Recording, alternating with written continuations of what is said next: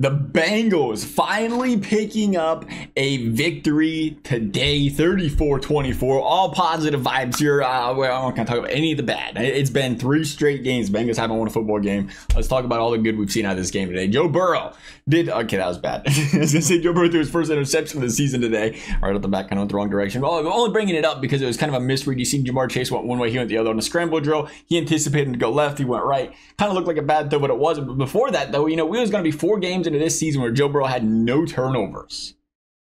You know how big those turnover numbers are in the MVP talks in the past. And you talk about a guy that has been lighting it up, says he feels like he's having the best start to his career as far as the season's concerned this season. He's been good. Really good. Bengals put up 34 points. Offense is clicking at the highest of levels. It has clicked in the Joe Burrow era from a points per game standpoint starting the season. And we've seen today more Eric All Jr., more Chase Brown.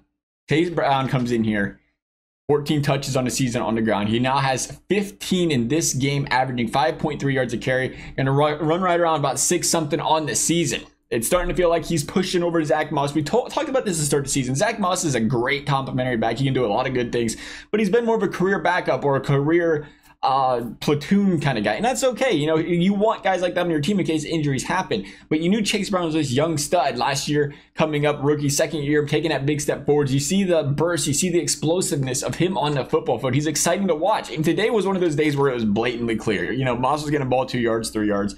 Chase would grab the ball, or Chase would grab the ball 7, 8, 10, 12. Every time. And sometimes that makes a big difference, is that burst you can get to the line of scrimmage, that quickness to the line of scrimmage. And we've seen that today. Sometimes the patience is a little bit more important as well. There's a good, the good running backs have a combination of both. Nonetheless, I think we'll see. I think that was, the last couple of weeks of snap counts were kind of down for Chase Brown. He was getting carries, he was effective, but it was heavily skewed, 75-25 in the favor of Zach Moss as far as snaps and stuff were concerned. And the better Chase Brown gets at blocking, the more complete he becomes, the more I think we see him on the field. And I think today was just a telltale sign saying ZT and the company boys said, hey, this guy's, we got to give him more opportunities. We're 4 games into the season now. And speaking of more opportunities, speaking of more complete players, Eric All Jr. continues to see reps, continues to see passes, continues to see targets, and we continue to see him making big blocks in the run game. And I think that, speaking of telltale signs, he's going to be the guy that ultimately takes over that tight end 1 position on this team. We didn't see any catches for Gesicki today, besides the one where he caught it, went back 4 yards. That's nothing against Gesicki, as much as I think the Bengals are saying, hey, we see the future in Eric All Jr. right now, the more complete tight end. That's what you go for at the end of the day. If you can get a tight end and catch the ball and be an effective run blocker, that's what you want. And I think we're seeing them slowly work in Eric All Jr. from that regard. And that's a good thing. Because if you can build a dynamic guy inside on that line of scrimmage that can also catch the ball, when you're talking about one of your tight end or one of your elite wide receivers walking out the door soon because you can't afford both of them, you need that. Huge.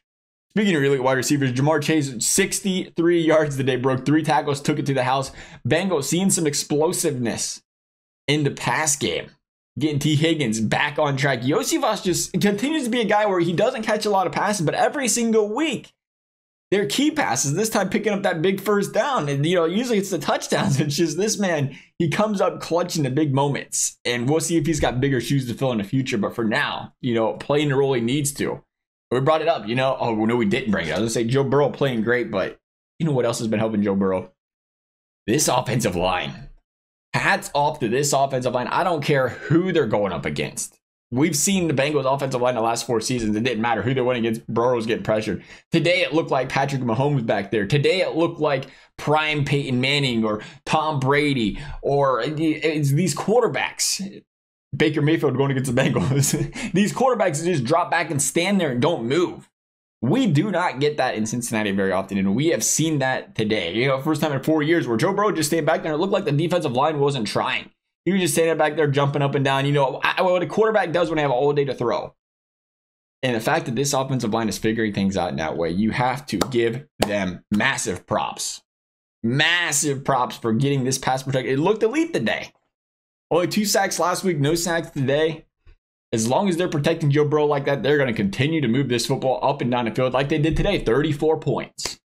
Lots to love about the performance of this Bengals offense today. Again, trying to stay away from the negatives. Defense has its issues to worry about. Most importantly, Trey Hendrickson, the head neck area injury, left the game, didn't return. We have to hope this man comes back, because he is the heart and soul. He is the glue. He is the game changer. He's the wrecker of opposing offensive lines on this football team. And boy, is it important they do not lose this man right now. So let's hope he can come back. Let's hope he returns all right. We'll see what happens. Nonetheless, Bengals win this one. First dub of the season. Love y'all's thoughts. Thank you for watching. We'll see you next time.